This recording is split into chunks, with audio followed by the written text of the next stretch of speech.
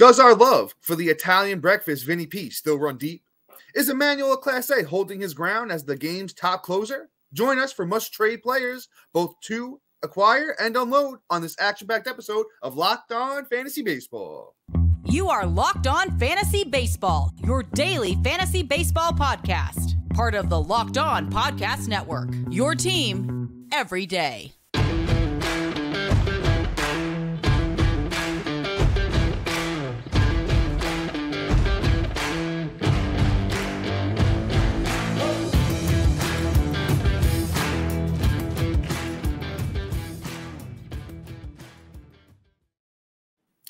Hello, fantasy baseball fanatics, and welcome to the Locked On Fantasy Baseball podcast, brought to you by the Locked On Sports Network, your team every day.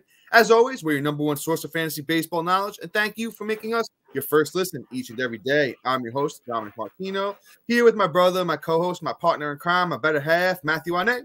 Yo, it's good, guys. Let's have a good one today. Yes, and thank you guys for bearing with me yesterday. Had a little bit of a family emergency, and thank you. Big shout out to my brother Matt for carrying us through yesterday. And if you guys are listening on a platform like Apple or Spotify that allows 5-star ratings and reviews, we would truly appreciate it if you could do that for us. If you're watching on YouTube and you haven't already, hit that little bell below. It subscribes you to the channel, also gives you notification every time we drop a new episode. And once again, if you're watching on YouTube, please be sure to like and comment because we'd love to talk fantasy baseball with you. Download the Gametime app, create an account, and use the code LOCKEDONMLB for $20 off your first purchase. Last-minute tickets, lowest price always guaranteed. Locked On Fantasy Baseball fans, we got a fully loaded episode for you today. Let us be your team secret weapon, as always, while we provide you with must-trade for and away players. And, Matt, we got a bunch of great names, but who do we have up first, brother? All right. After I'm done choking over here. Sorry, wrong tube. We got Mr. Mike Trout up here. Mike Trout has had a rough month. Let's just put it, and that's putting it lightly. My guy is batting about 218 on the month, 204 over the last 2 weeks, and 154 last week. Now, his counting stats aren't atrocious, but they're not like Mike Trout levels either, right? Outside of the home runs, where like he only has 12 ribbies on the month and 13 runs. Like that's where it's uncharacteristic. The bombs are there. That's great. But that's the only thing that's actually showing up. Plus, he's not really stealing bases, which he didn't do last year. I think that's just a new reality of Mike Trout. So where he used to be a 5-category contributor, he's now been knocked down to about a strong 4. And since he's not really performing, I think this is a great time to buy low. Now, what I'm willing to offer versus what I'm willing to like essentially give up to get him, pretty much almost willing to give up a lot.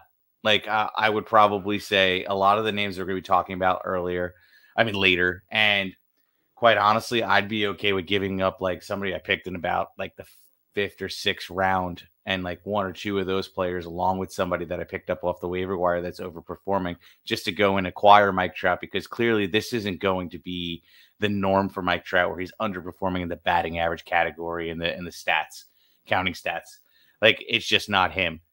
Because quite honestly, even in 438 at-bats last year, he still had 85 runs, 40 bombs, 80 ribs, a stolen base, and batted about 283. I think that's kind of like the kind of realm of possibilities if he doesn't play a full season, which, again, he's been getting hurt every year too. So, I think this is the new reality of just Mike Trout. But Mike Trout is a great contributor when healthy and when he's just hot. So, honestly, in my opinion, go out and snag him for as quick as you can and try and trade for Mike Trout as soon as possible. Yeah, Matt, we're in full agreement here. Mike Trout, he may not be the best player in baseball anymore, but I still think he's a top 10 player in baseball. Last year, his first half was a little bit worse than his second half. The batting average jumped 30 points from the first half to second half last year. He hit 270 in the first half last year. He had 308 in the second half last year. Mike Trout is just we know what he is. That's the point of this segment is, guys, the point of this episode when we do the trade for and away players is buy low, sell high. Maximize your value on guys that, aren't fully proven yet, that are kind of like a mystery box, and buy on guys like Trout. And, we've talked about Corbin Burns, who's been a little bit better of late. We've talked about a lot of guys in this episode, and I think our hit rate is pretty high. we know who Mike Trout is. While he's hitting 264, you throw that out there, say, hey, Trout's getting old, he's dealing with back problems. There's a lot of, ways to push the trade for Trout. And as Matt mentioned, we have a lot of names that are coming up in the second half of this show that you definitely want to stay tuned for, that you could definitely work a trade out for Mike Trout. But let's keep it pushing here. Let's move on to our next guy. And it was the top closer being drafted, and it's Emmanuel Clase. And as my brother Matt would say, he hasn't been very classy so far to start the year. The last 30 days for Clase, it's 12 innings, only 15 strikeouts. We know he's a strikeout machine. 4.26 ERA with a 1.34 WHIP. He does have 9 saves over that time. So, there is that, but so does Pierce Johnson. So, we could take that route with this. But he has a 3.10 ERA, a 1.21 WHIP on the season. He's under a K per 9 with 29 innings to 24 Ks. And the buy low window might close very soon. I think Clase is just a guy that we know who he is. He's done it over the past 3 or 4 years. Been one of the top closers in the league, if not the top closer like he was last year. I think you need to go out there and throw out a trade for him. You could definitely get him on, a pretty solid deal at the moment. I really don't have too much more to say about Clase, except I think he's going to turn things around, and he's going to finish with a sub-3 ERA, big strikeouts, and a bunch of saves. No, absolutely. Completely agree, man. My guy is going to be back to being classy real soon.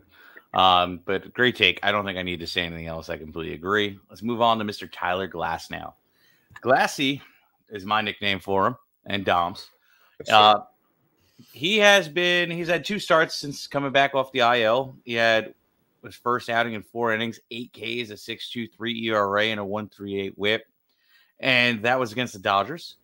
And then his last start, which was pretty solid as well, 5 innings, 6 Ks, a 1.69 ERA, for 1.31 WHIP against Boston. Now, both, there's good and bad taken out of that first start, right? The K's phenomenal. That's 2 per 9 right there. And you look at the what do you call it, the ERA, and you're like, okay, well, it's his first start back, so let's give him a little bit. And quite honestly, the WHIP is a little high, but it isn't atrocious for a guy just coming off the IL either. I would have expected a 1.5, maybe even a 1.6, and he improved on it in the second start. The ERA was down. Boston has cooled off a little bit, but they're still a solid team.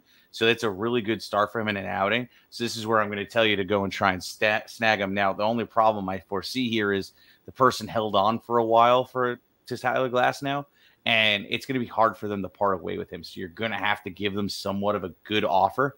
But what you got to hope and pray is that they're struggling in a few categories where you can kind of match it up, maybe throw in if you have an exponential amount of closers, thrown a closer since they're hard to come by, maybe a young pitcher, one that we're going to talk about later in the show. And I'm not just teasing it. There is somebody that I really do want to trade and sell high on.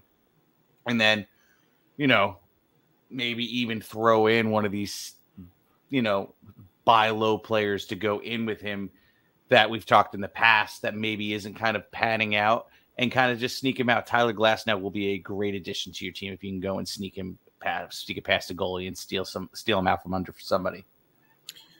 Yeah, man. I once again, we're in agreement here. I just think I could see it working both ways. I could see, owners who've had Glasnow and say, hey, listen, I've held him this whole time. I'm going to keep holding him. I need to get a good offer. But I could also see the Tyler Glasnow owners that are frustrated say, hey, I held out all this time. First 2 starts haven't looked overwhelmingly great.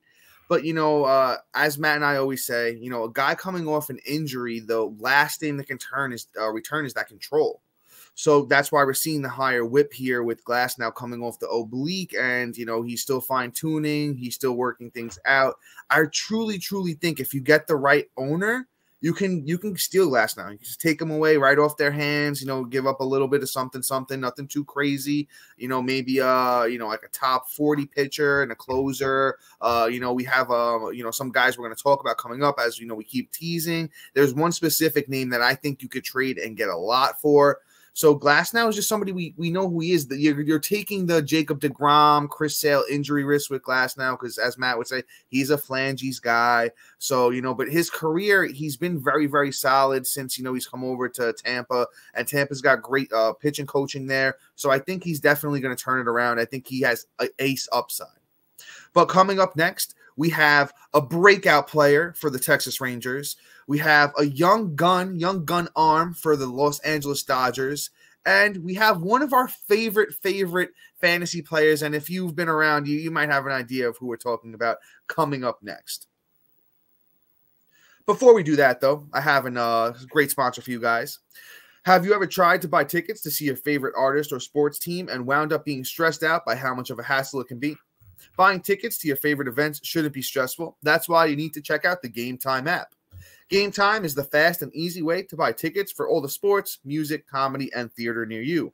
With killer deals on last-minute tickets and their best price guarantee, you can stop stressing over the tickets and start getting hyped for the fun you'll have.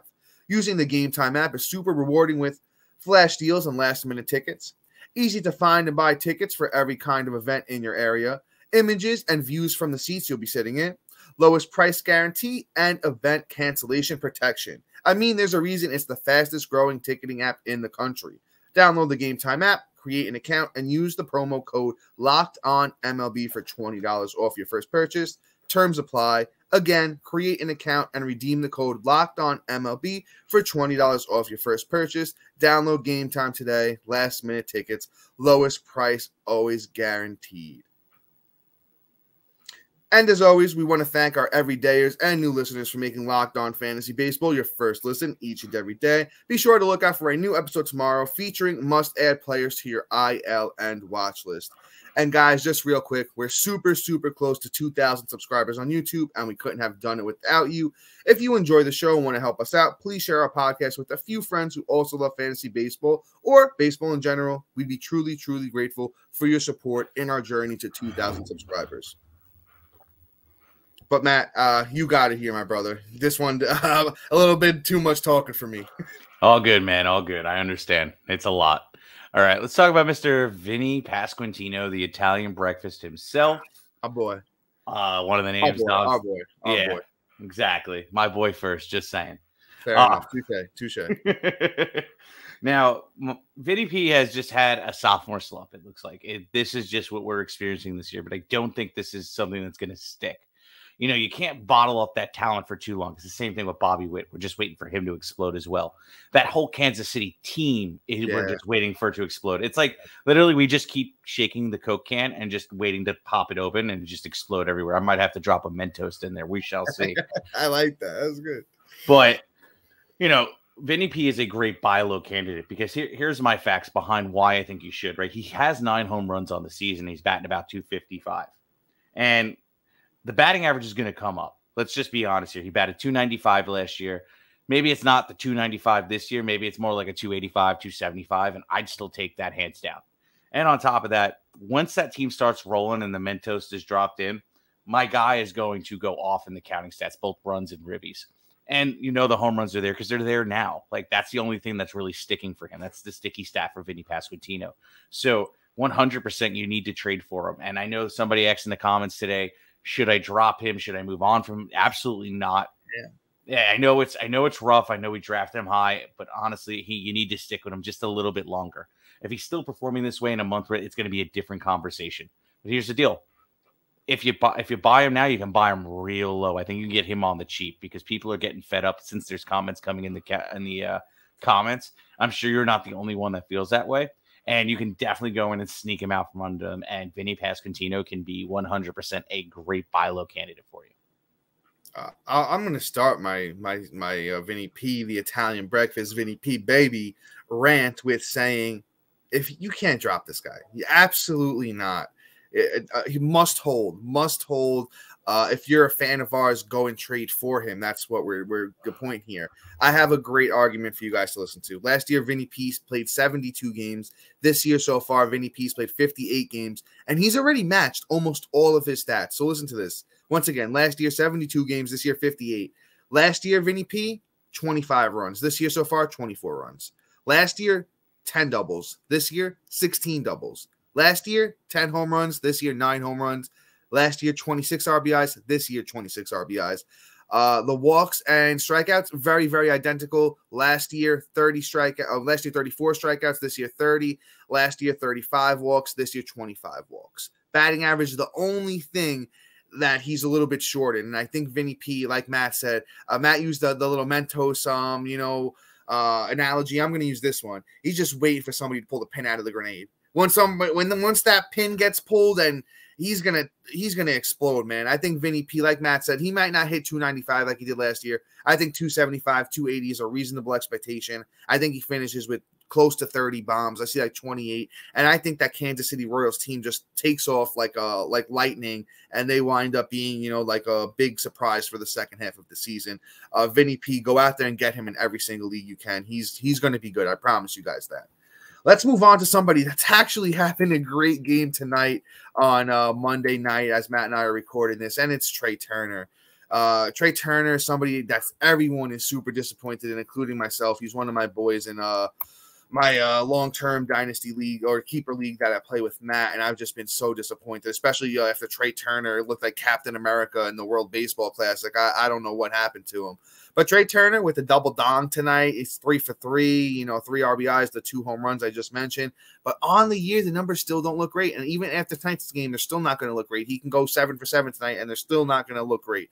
As we're recording, not including the stats from tonight, he's Trea Turner sitting 232, 5 homers, 16 RBIs, 8 steals, and he has 29 runs. So the 29 runs and the 8 steals are the only redeeming things for Trea Turner. It's just been a tough start, really tough start for him.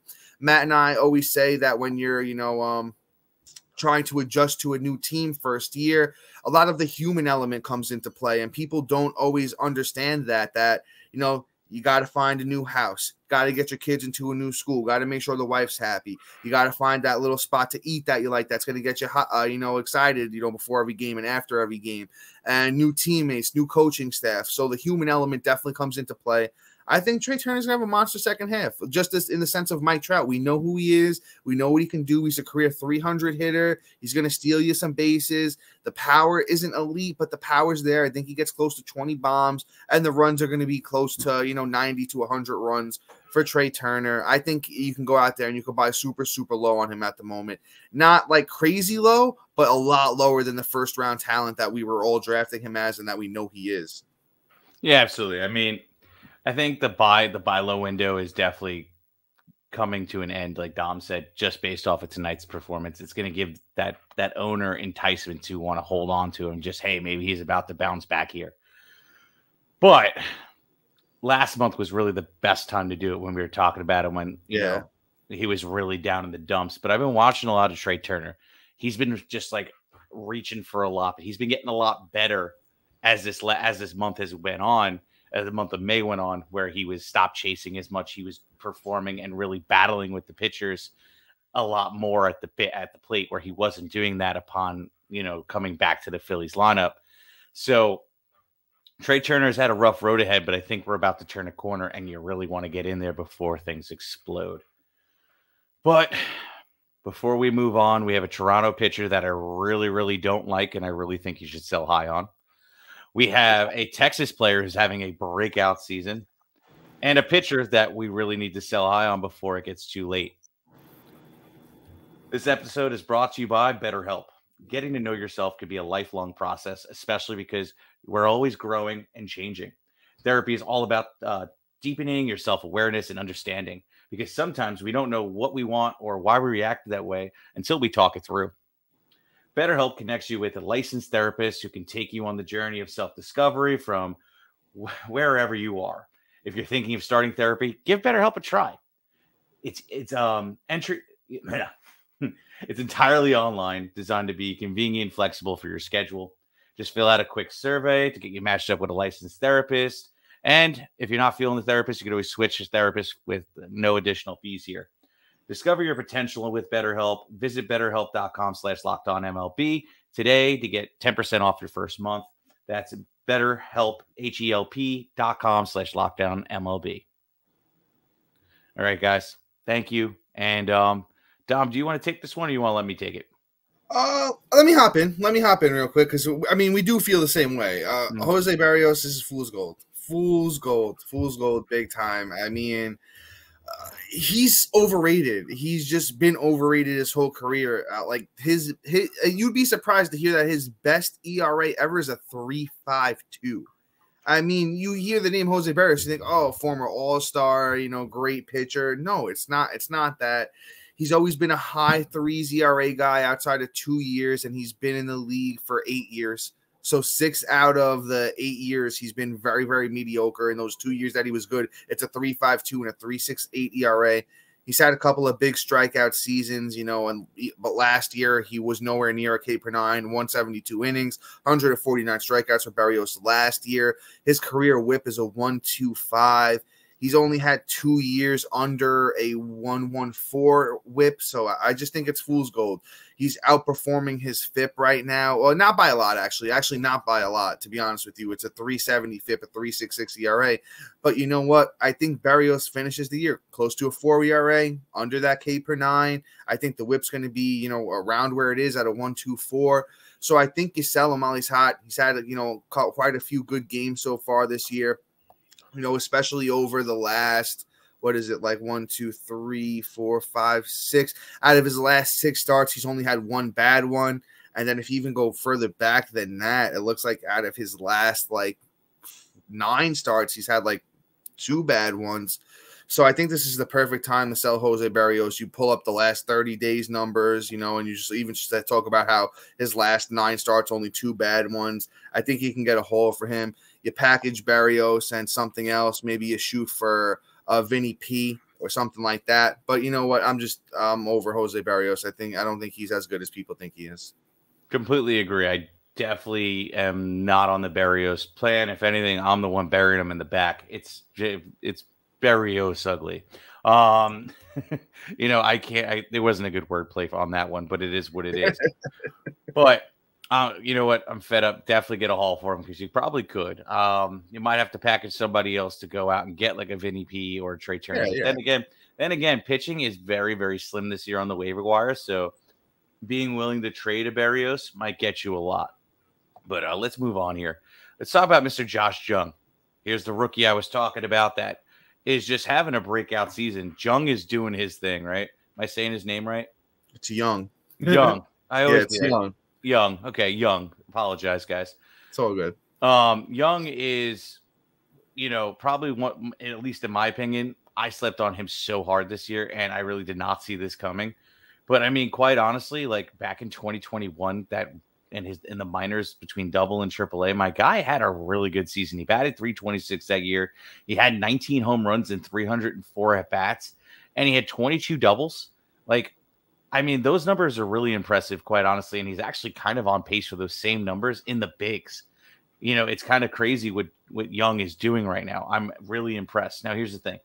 If you feel the need to trade him, if you have the depth to trade him, because bats have been very deep this year on the waivers, and in general, just a lot more bats hit than arms. And if you have the depth, that's where I say, hey, let's go and move on from him. Let's get a haul. Let's see if we can go pick up a pitcher, which again, pitching has been rough this year, and see who we can go and scoop up. And, you could probably get a lot, because right now in 5x5 leagues, he's the 18th overall player. So if you're willing to move a player of that caliber, you could totally go out and get a haul.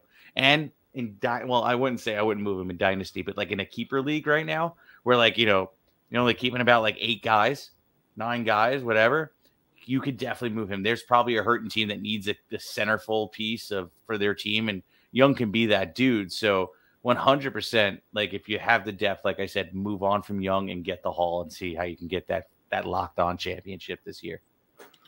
Yeah, I just want to start by prefacing it, because this is a guy that, we might get some pushback on.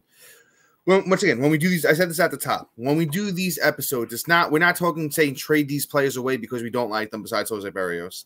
I love Josh Jung. I think he's great. I just don't think he's going to be this good the rest of the way. I don't think he's going to hit 294 the rest of the way. The power's real. Don't get me wrong. The power's real. He's got a lot of power in his bat. The runs and RBIs are probably going to be solid. He's not really a steals guy. So he could be plus in the batting average. I could see him hitting 275, around that range. I know he has a decent track record in the minors with a high batting average, but, in 2019 it was only 44 games. 2021, it was only 78 games. So it's to be determined or to be seen what, Josh Jung's batting average really can be. I just don't think it's going to be 294. If you look at the plate discipline, which isn't always a great indicator, because as Matt always says, in this day and age, you see guys that strike out way, way more than they walk, and they still hit for a decent batting average. But sometimes it can be an indicator. Jung has 66 strikeouts to only 16 walks. So it does show that he's willing to chase and that he could have a stretch where he's going to struggle for a little bit if he keeps, striking out that way. So I'm not saying sell high. Sell high is the key here, is go out and ask for Mike Trout. Say straight up, start the conversation with Jung for Trout and just see where that goes. See what can we work something out? Are you interested in Jung? And, he was a highly touted prospect. He was a top 20 prospect last year. He's showing what he can do. He's on a great team. And once again, I'm not trading him unless I can get a haul for him, which is, what the name of the game is here, is to sell high. But let's move on to another guy that's another young gun that's actually been phenomenal. Kind of teased him a little bit before, up and coming, young stud arm for the Dodgers. It's Bobby Miller. And we know Bobby Miller throws gas. We know Bobby Miller has had 3 excellent starts to start his career. He was another guy that a few years ago I was just like chomping at the bit to see this guy come up and see what he can do. But once again, I'm not selling him cheap. I'm selling him high. I want to see what I can get. I want to talk to the Tyler Glasnow owner and say, hey, can I give you Bobby Miller and like a nice closer for Tyler Glasnow? And we know Glasnow went out against the Yankees his last time out, 6 innings, 7 strikeouts, didn't give up a run, and he had a .5 whip. All 3 of his starts actually 2 out of the 3 starts have been against great teams, because in his debut against the Atlanta Braves, it was 5 innings, 5 Ks, 1 earned run, and a 1 whip. He went out there against Washington. He gets Philly his next time out, which is another test. I think Bobby Miller will pass the test. I don't know if it's going to be as good as his first 3. But once again, I'm not giving him up. But I think you should, go out there and talk to the Glasnow owner and see what happens. Or, I probably for Class A too. I would do it for Class A, to be honest with you. I think Class A is going to be top 5 closer to finish the year. But once again, we're talking about a lot of unproven guys to go out there and get guys that we know what they're going to do. I think that's kind of the name of the game when you're trading in any fantasy sport, especially baseball, though. Yeah, absolutely. I mean, great take, Dom. Honestly, the only thing I could do is repeat everything you just said. So let's just not do that. We're a little pressed for time anyway. So let's move on here. Let's talk about Bailey Ober, is I believe how I say his name. Spot on. Nice, I did it. 15th try is the time is the time, I guess. All right. So Mr. Ober has had a really good season, quite honestly. 46 innings. He has 40 strikeouts. He has a 2.33 ERA. He's not really a K per 9 guy, except in 2021, where he had about 92 innings pitched and he had 96 strikeouts. Year before, 2022, he had 51 to 56, and he had a 3.21 ERA last year. So he did perform well. But here's the thing, though, I don't know what we're gonna get out of him. So, is this gonna last? Is he going to be this good throughout the whole stretch of the season? I don't know. He's an uncertainty. But what I do know is, again, I keep talking about how bad pitching has been, right? He's somebody you really didn't have to pay for. You probably got him off waiver. Sure. So if you feel like upgrading, it's definitely worth it. It's definitely worth just moving on. If you just want to keep the guy and see where the journey takes you, I don't blame you either. But if you want to capitalize and do your thing with Bailey, do it, because quite honestly, you could package him and, Berrios, for instance, if you happen to have both. If you've been active on the waiver wire this year, you can go out and seriously go get like a Mike Trout or a Vinnie P more realistically. And, possibly if the person has Tyler Glasnow, get both of those for somebody to want to move up and get somebody performing now. Because honestly, if you have both those guys, you're probably struggling pretty hard. If you really think about it, you're probably not winning a lot of games because those were high-end draft picks. So they're looking for a boost some way, shape, or form. So if they're able to move on from these guys, get a return back, air quotes, and at least in their opinion, to win now, hey, you're gold, because that was your waiver wire pickups. Those are free 99 players. You can easily replace them with guys that you could scoop up and stream by watching our pitch and ditch episodes on Fridays. So we'll guide you through that once you move on from Bailey and Berrios, and we'll get you spot starts to win the week. So I wouldn't feel hesitant to move on from Ober. Yeah, and I'll tell you this, I love Bailey Ober. I'm a huge fan of his. I think he's a great young pitcher, but he's not this good. He's not the 2.33 ERA good. He's not the a sub-1 whip good. He's talented. I could see it being like a low to mid 3 years ERA. I could see it being like a 1.10 whip, maybe even a little bit lower. He's had pretty good control his whole career. But once again, if you can trade Ober for a Glasnow, Ober and a little something else for a Glasnow, I'm doing that. Once again, it's about maximizing your value. Sell high while he's doing great, and it's not going to continue to be this good for Bailey Ober. But, Matt, your breakdown on Ober was very, very good, so I'm not going to add too much more. I'll move on to our last guy here, and it's Whit Merrifield. An oldie, but, somewhat goodie. He's having a little bit of resurgence after a couple of down years. I'm not buying it. It's kind of in the Matt Chapman, the way Matt Chapman started off the year very, very good, and he's cooled way, way down since then. I kind of foresee the same thing happening for Whit Merrifield. I don't think he's the, old 300 hitter that he used to be. He's hitting 299 so far this year. He's never been a home run guy, so he's not going to contribute in home runs. He's been hitting lower in that Blue Jays lineup, so the RBIs are kind of real. I would say not really because, Toronto isn't really, he's not really in a spot where he's going to get too many crazy RBIs. The runs are at 28, so the runs are decent. So if he contributes in steals and he's a plus batting average guy, I mean, I really see him maybe being 2.5 category guy. It's just not somebody I truly believe in. So I think you sell high on him. Steals have been a little bit, easier to find this year than in past years. But, you say, hey, oh, look, Whit Merrifield's back. Maybe don't point out the fact that he's 34 years old. So, it's just I don't believe in him. 250 last year, 277 the year before. I think the bat speed has been down a little bit. The strikeout rate's up a little bit. He's not going to steal 40 bases like he did a few years ago, and he's known to do. I think you move on from Whit Merrifield, get what you can for him. Second base has been a tough position. He's eligible there on Yahoo. Yeah, quite honestly, if you have the depth, like I was saying with Ober, you probably could move on and get a nice little package for him and get the job done when somebody is struggling at second base. Because, like Dom said, he is fool's gold. Like, I'm not even wasting a breath on him in terms of thinking about picking him up because it's just ugly. It's going to fall out from under us. And quite honestly, it's even the steals. This is what I'm saying. A guy that's stealing at 34 years old is bound to get hurt and pull a hammy, and then all my phalanges are going to be acting up the rest of the year. So if you sell high right now, I bet 100% that in about 2 weeks we're going to be seeing, he's got a phalanges issue where his hammy's done. And then it's going to come in and spiral from there, and it's going to be very ugly. And then this 34-year-old who is in rhythm is now no longer in rhythm, is now no longer stealing, and his batting average is going to be down because he's frustrated, and then that's the end, and then they're going to end up dropping them. So definitely move on from Whit Merrifield. And Dom, please take it away.